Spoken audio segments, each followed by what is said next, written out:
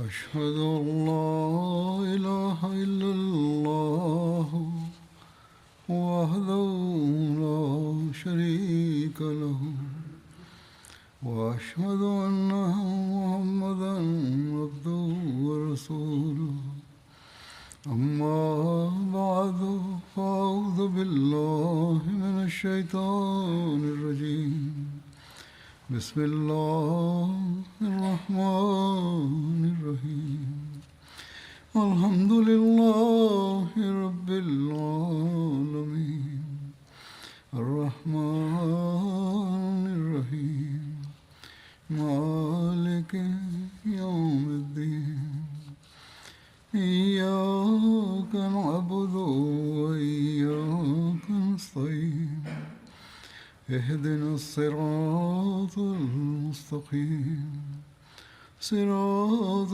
الذين أنعمت عليهم غير المغضوب عليهم ولا الضالين.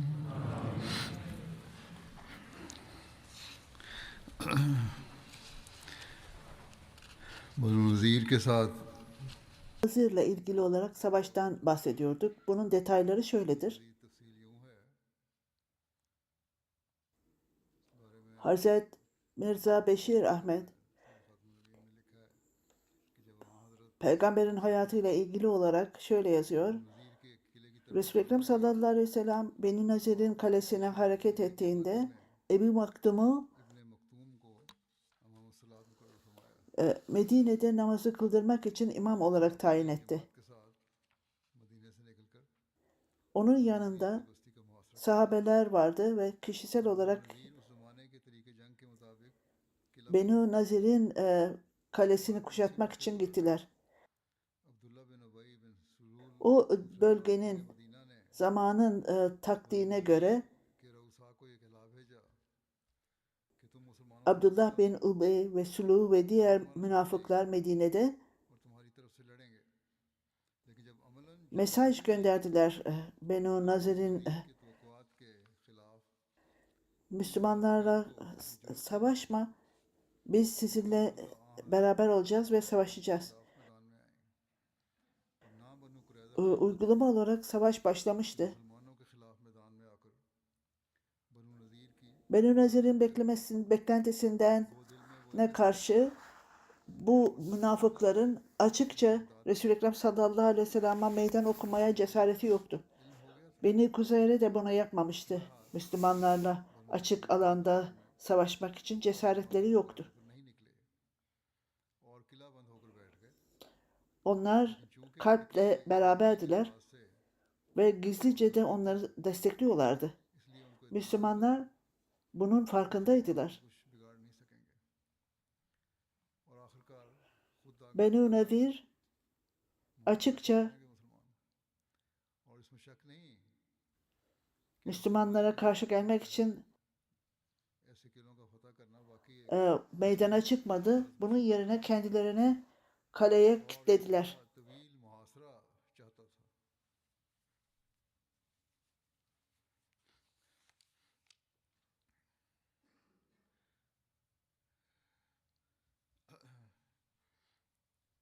Bu kaleler çok güçlüydü ve Müslümanlar bunlara zarar veremeyeceklerdi ve emindiler.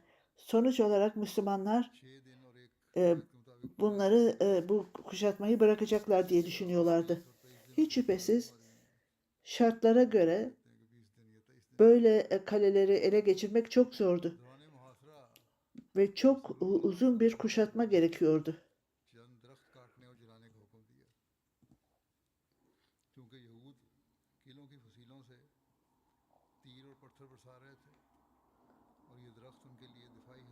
Resul-i Ekrem sallallahu aleyhi ve sellem oraya gitti ve kuşatmaya devam etti.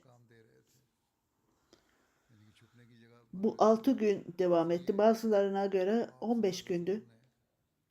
Bazılarına göre 20 veya 23 gün ve böylece devam etti bu kuşatma. Bu kuşatma döneminde Resul-i Ekrem sallallahu aleyhi ve sellem bazı ağaçları kesmeleri veya yakmalarını emretti.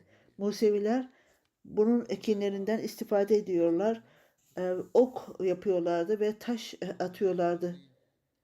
ये लिखा है आगे इसमें कि अबू लैला माजनी इनके अजवा के खजूरों के दरख्तों को आग लगा रहे थे और अब्दुल्ला बिन Onları सलाम अजवा के अलावा दीगर खजूरों के दरख्त जला रहे थे। ya kendilerini saklamak için veya इसमें ये भी है kar için saklıyorlardı. Ebu Leyla'ya Resul-i Ekrem sallallahu aleyhi ve sellem बयान करूंगा bu ağaçları yakmasını emretti. जो इस रवायत में लिखा है वो यही है कि हज़रत अबू लैला कहने लगे Bu savunmak içindi. Yoksa ağaçları kesmek veya yakmak için değildi. रंज होगा İslam इसका रंज होगा genel olarak ağaçları kesmeyin der. Ebu Leyla Mazene'yi अल्लाह उनके अमवाल को नबी belli tip ağaçları yakıyordu. Abdüsselam ise başka acva dışında başka ağaçları yakıyorlardı. Bildirildiğine göre के दरख्त जो कारामद böyle hurmalar दूसरे दरख्त जलाए गए थे kullanmak için uygun olmayan ağaçlardı. Ebu Leyla कि ये आंसर diyor काम आएगा bu ağaçlar यहूद ने जब çok दरख्तों को आग में onlar için kıymetlidir. Onları yakarak daha da onlara üzüntü vereceğiz. मुंह पर तुम्हारे Museviler çünkü वेला कर onların फिर यहूद nimetleridir. Abdullah bin Selam Mohammad आप तो बड़ी इज्जत Allah Teala bu nimeti साथ से मना करने वाले Resul-i Ekrem sallallahu aleyhi ve sellem için getirmiştir. Abdüsselam'ın ifadesine göre acra hurması en iyi kaliteydi ve yanmadı, yakılmadı. Diğer hurmalar yakındı. Abdüsselam acva en iyi खत्म करना जरूरी था hurmadır ve Resul-i Ekrem sallallahu aleyhi ve sellem için iyidir. Museviler bunu görünce yandığını, kadınlar kendilerini dövmeye ve खास इल्हाम के तहत yaygara koparmaya başladılar. Museviler Resul-i Ekrem sallallahu aleyhi ve sellem'e mesaj gönderdiler. Ey Muhammed, sen onurlu bir kişisin. İnsanları karışıklık çıkarmasından alıkoyarsın. Her türlü karışıklıktan hoşlanmazsın. Fakat şimdi sen kendin yapıyorsun bu çeşit davranışları. Belirtildiği gibi bu ağaçlar onlar için bir saklanma, gizlenme ve kendilerini korumak için kullanılırdı. Onun için bu savunma gereçlerini ortadan kaldırılması gerekirdi. Bunu ortadan çabucak kaldırmanın hikmeti ileride daha da fazla kan dökülmeye mani olunacaktı. Bu Allah-u Teala tarafından Resul-i Ekrem sallallahu aleyhi ve sellem'e gelen bir vahiy üzerineydi ve bundan dolayı Resul-i Ekrem sallallahu aleyhi ve sellem talimat vererek bu ağaçların yakılmasını emir buyurmuştu. Allah-u Teala bu iddiaya kendisi cevap vermişti. तुम लोगों पर मुझे कोई एतमाद नहीं सिवाय इसके Ne çeşit hurma ağacı yakıyor veya yere indiriyorsanız पैमान से bu Allah-u Teala'nın talimatıyladır. Böylece o haksızlık edenleri aşağılayacaktır. Bazı söylentilere göre Resul-i Ekrem sallallahu aleyhi ve sellem kuşatma esnasında Resul-i Ekrem sallallahu aleyhi ve sellem Musevileri belli şartlara göre affedeceğini bildirmişti. Resul-i Ekrem sallallahu aleyhi ve sellem Musevilere तो उन्होंने फौरन घुटने टेक दिए और इलाका छोड़ने पर राजी हो गए मिर्जा बशीर अहमद साहब इस बारे में लिखते हैं कि कई दिन तक ये एक सीरत का ben size hiçbir zaman güvenmiyorum. Ancak benimle yeni bir anlaşma yapmadığınız sürece size güvenemem. Fakat onlar bunu kabul etmediler ve reddettiler. मुसलमान बराबर Musevilerin malları çok değerliydi ve onlar bu ağaçların kesildiğini görünce hemen teslim oldular ve Medine'den ayrılmaya karar verdiler. Hazreti Mirza Beşir Ahmet bu nedenle şöyle yazıyor. Ben tarihten referanslar verdim. Şimdi Mirza Beşir Ahmet'in biyografisinden bahsetmek istiyorum. Müslümanlar birçok gün orada kuşatmada bulundular. Birkaç gün geçtikten sonra Orada hala sonuç çıkmamıştı. Beni Nadir karışıklıktaydı her zaman. Resul-i Ekrem sallallahu aleyhi ve sellem Benu Nazir'e ait olan ve onun kalesine yakın olan ağaçların kesilmesini ve yakılmasını emretti. Bu hurma ağacının cinsine lina denilir. Hiç kalitesi olmayan ve düşük kaliteli bir hurmadır. Onun meyveleri insan tarafından yenilemez genel olarak. Bu talimatın verilmesinin nedeni Benu Nazir bu ağaçların yıkıldığını veya yandığını görünce korkuya kapılacaktı.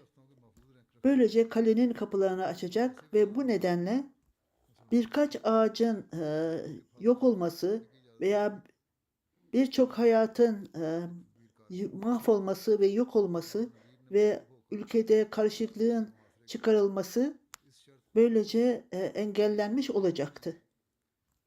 Bu plan, bu strateji çok başarılı idi.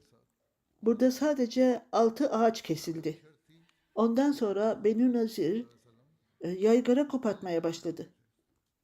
O belki de Müslümanlar bütün bu ağaçları, iyi cins ağaçları da kesecekler diye yaygara koparmaya başladı. Kur'an-ı Kerim'de de belirtildiği gibi sadece birkaç ağaç kesilmişti. O da lina cinsinden olan hurma ağacıydı. Diğer ağaçların ise korunması için emir buyuruldu. Bu şartlarda Müslümanlar düşmanların meyve veren ağaçlarını kesmek için onlara emir verilmez, müsaade edilmez. Bu strateji, bu plan başarılıydı ve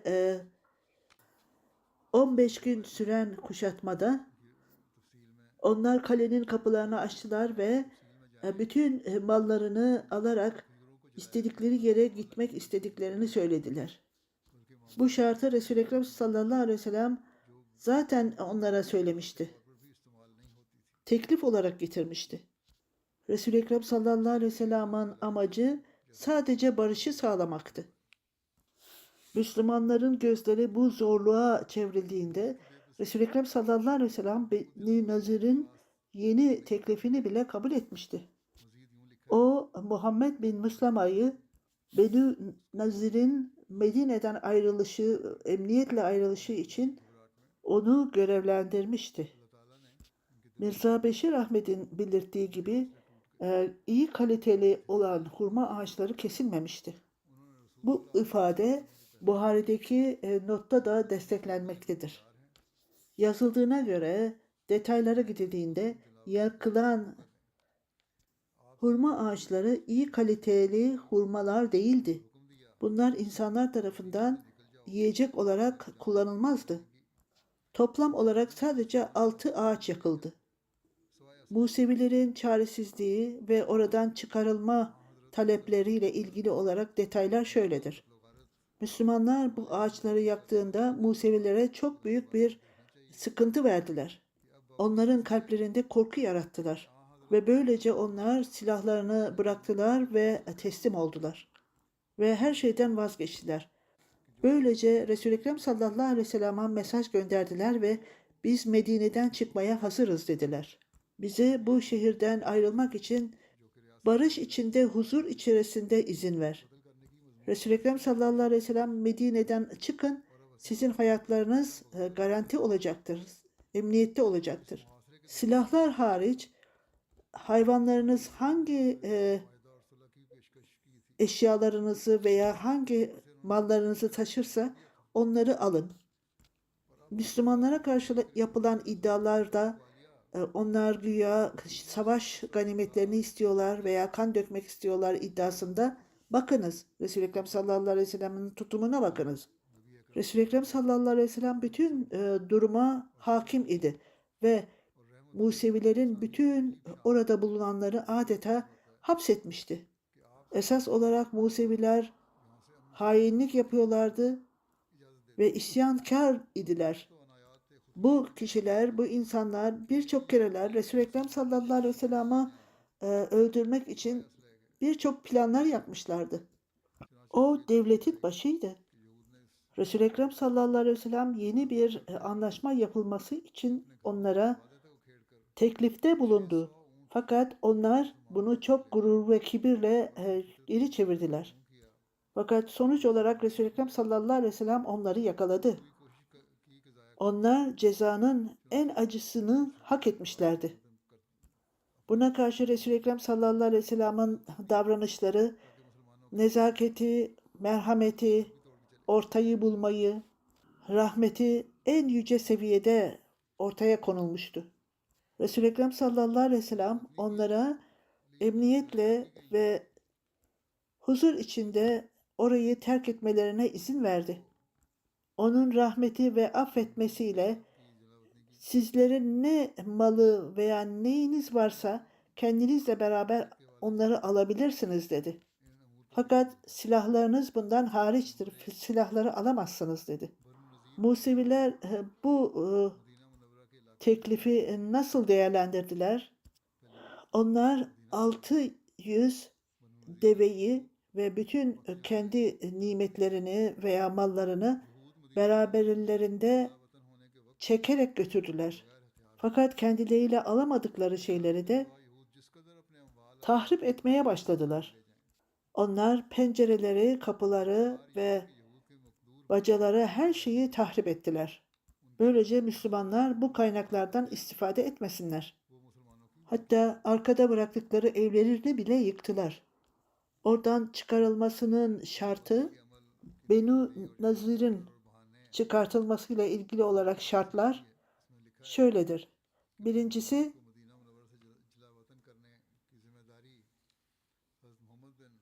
Benu Nazir nereye giderse Medine'nin dışına çıkmalıdırlar. Benu Nazir nereyi arzu ederse oraya gidebilir. Museviler zamanında Medine'yi bırakarak silahsız olarak gitmelidir. Ne arzu ederlerse Museviler almak isterse onları hayvanlarına yükleyebilirler. Kendi mallarını aldıklarında arkada kalan malları Müslümanların elinde olacaktır.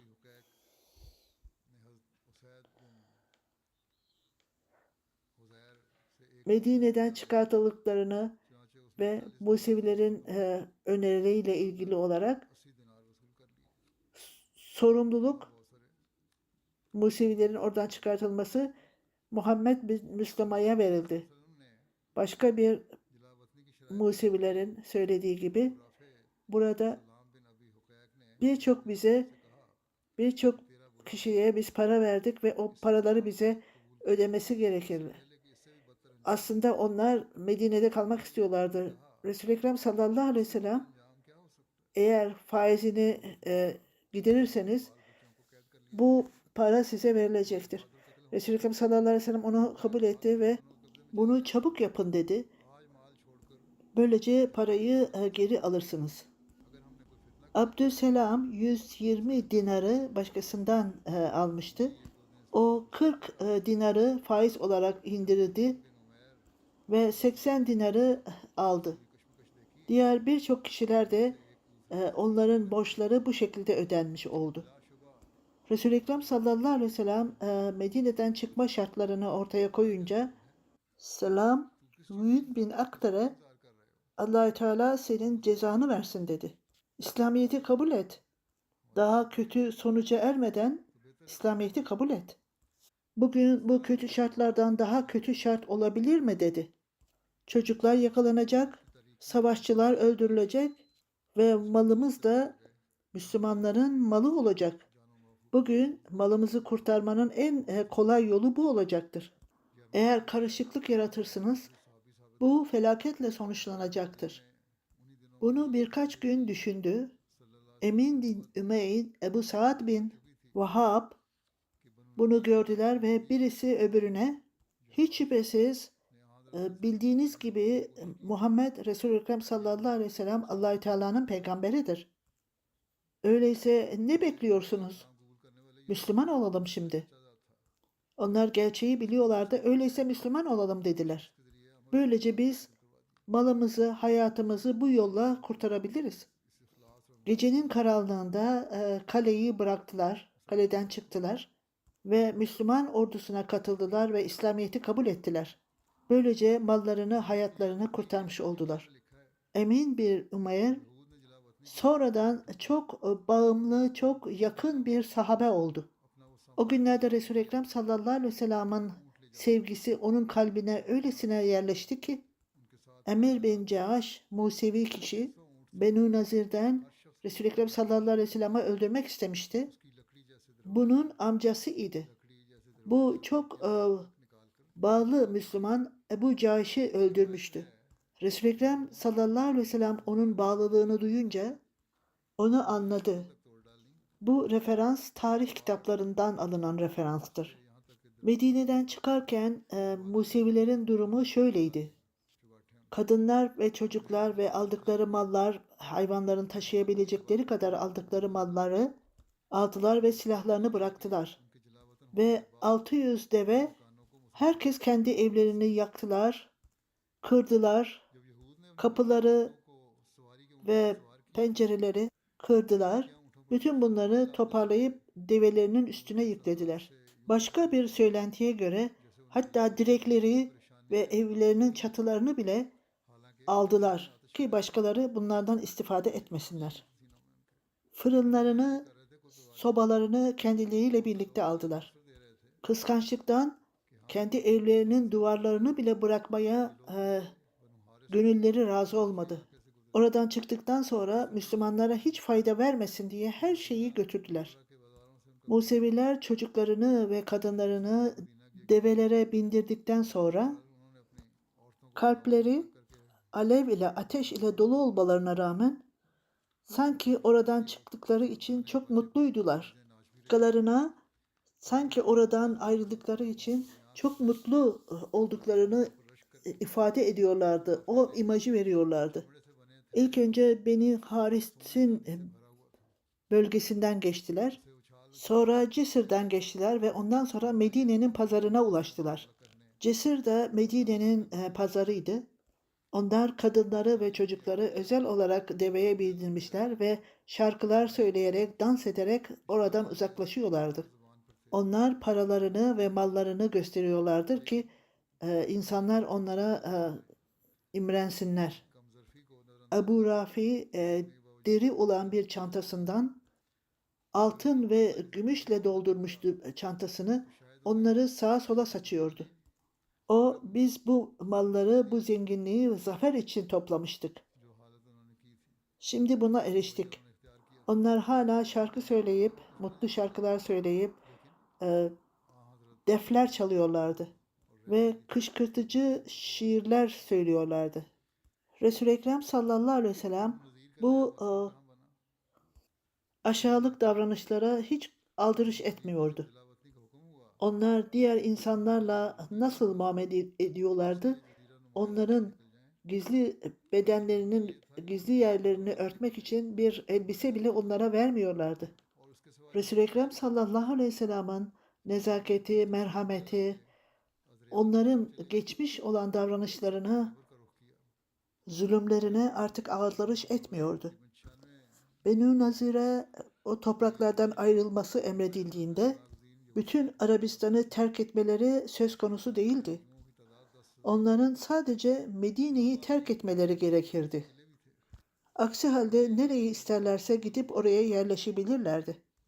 Bazıları Suriye'ye, bazıları Riyad'a gitti. Fakat çoğunluğu Hayber'e gitti.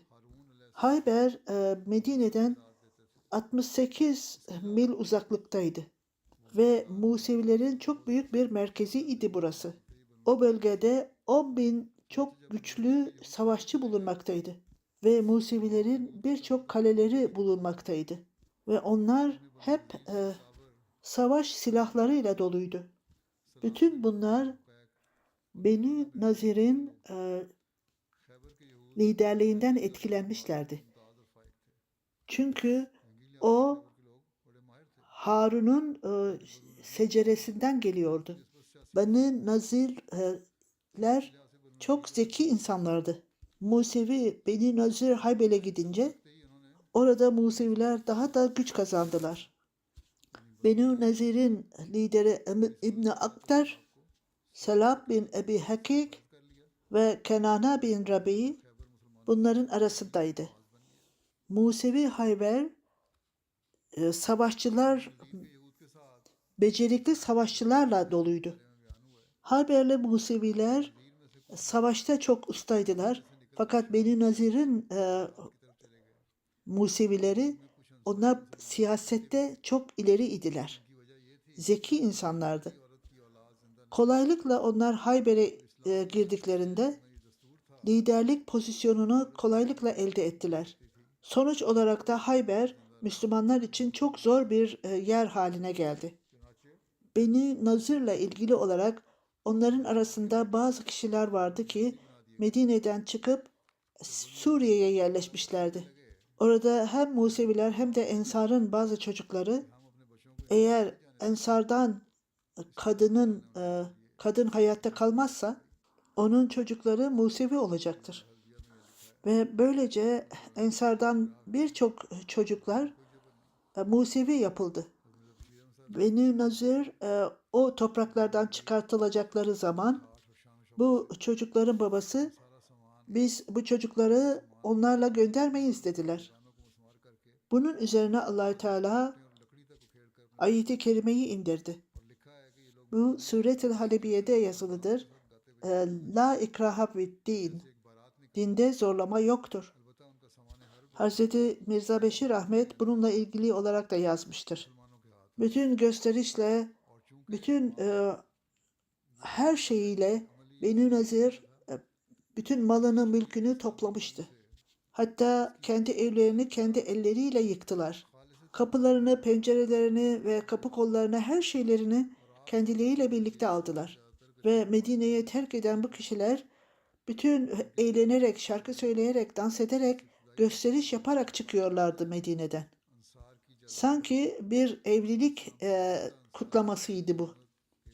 O taşınabilir mallarını aldılar ve taşınamayacak malları da Müslümanlara, bağları, bahçeleri Müslümanlara kaldı. Bunlar herhangi bir savaş neticesinde gelmemişti ve bu taşınamayan mallar, bahçeler, bağlar Müslümanların eline geldi. Benu Nazir Medine'den ayrılırken o Ensarlı çocukları, Musevi olan çocuklarını kendileriyle almak istediler. Fakat dinde zorlama yoktur. La ikraha fid din. Allah-u Teala'nın talimatıdır.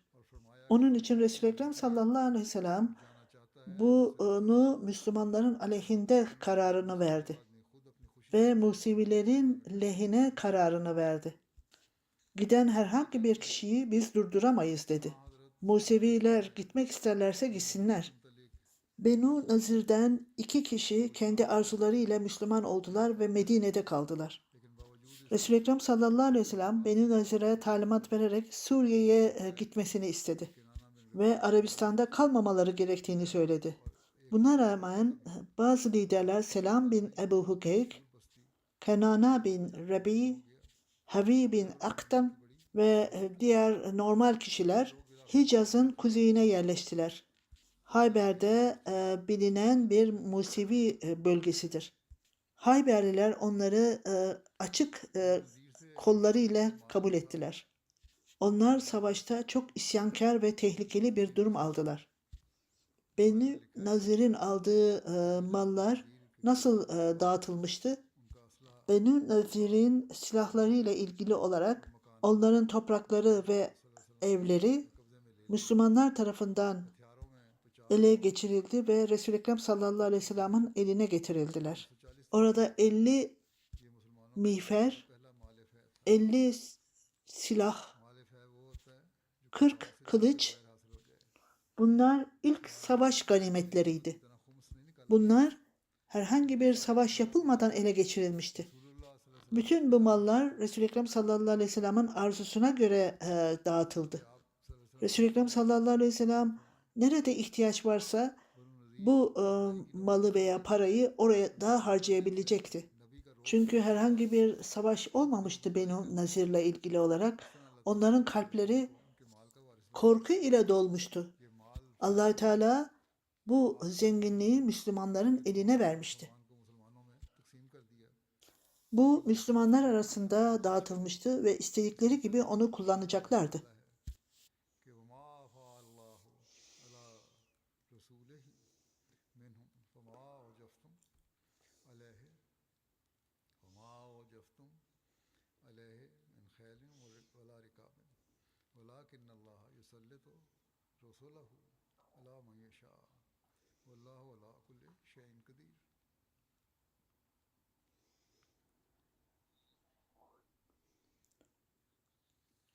Allah Teala peygamberine ganimet olarak ne vermişse, ne siz atları ne de develeri koşturdunuz.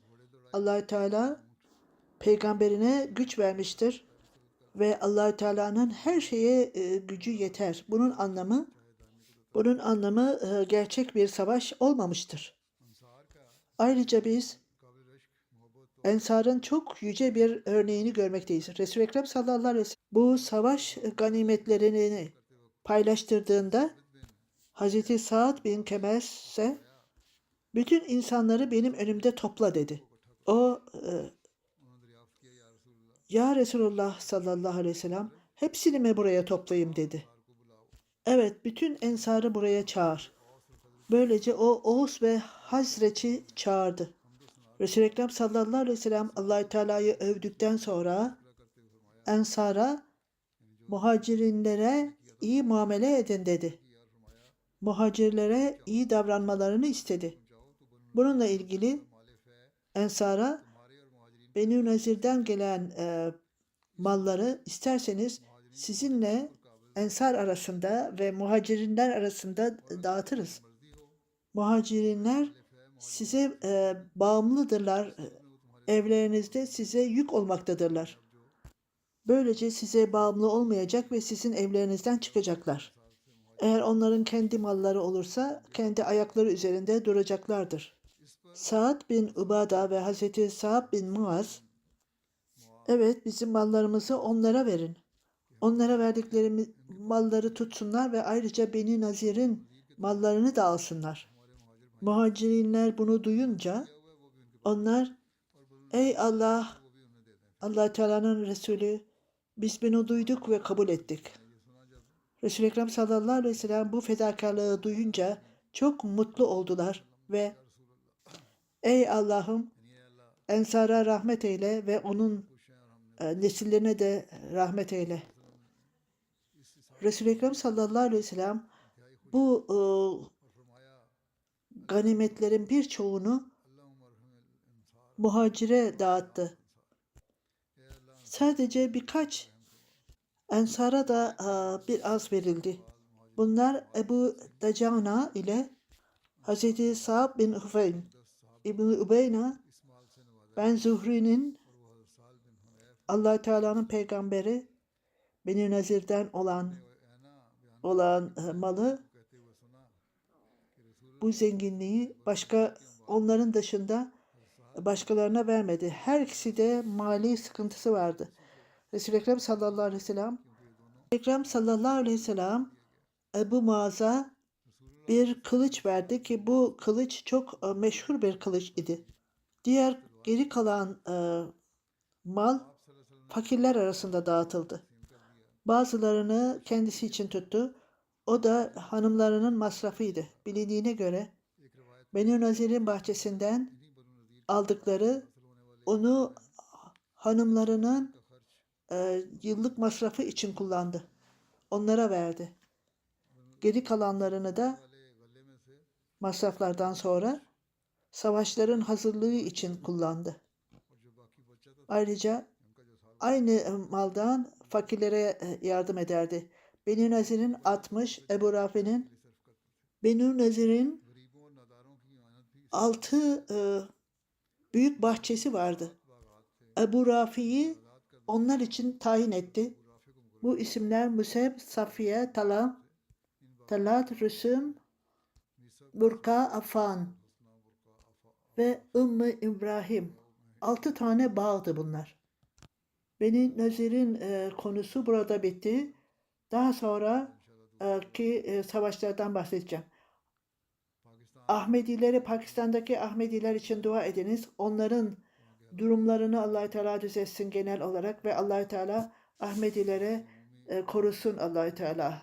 Genel olarak Müslümanların durumu için de dua ediniz.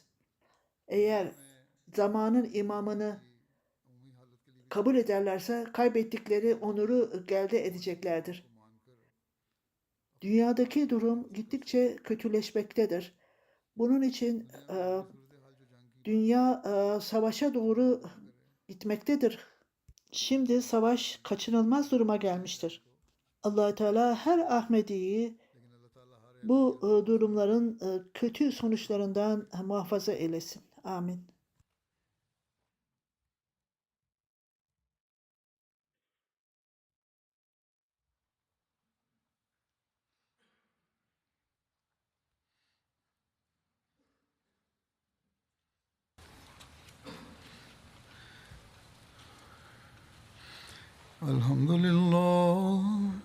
الحمد لله نحمده ونستعينه ونستغفره ونؤمن به ونتوكل عليه ونعوذ بالله من شرور أنفسنا ومن سيئات أعمالنا من يهده الله فلا مضل له ومن يضلل فلا هادي له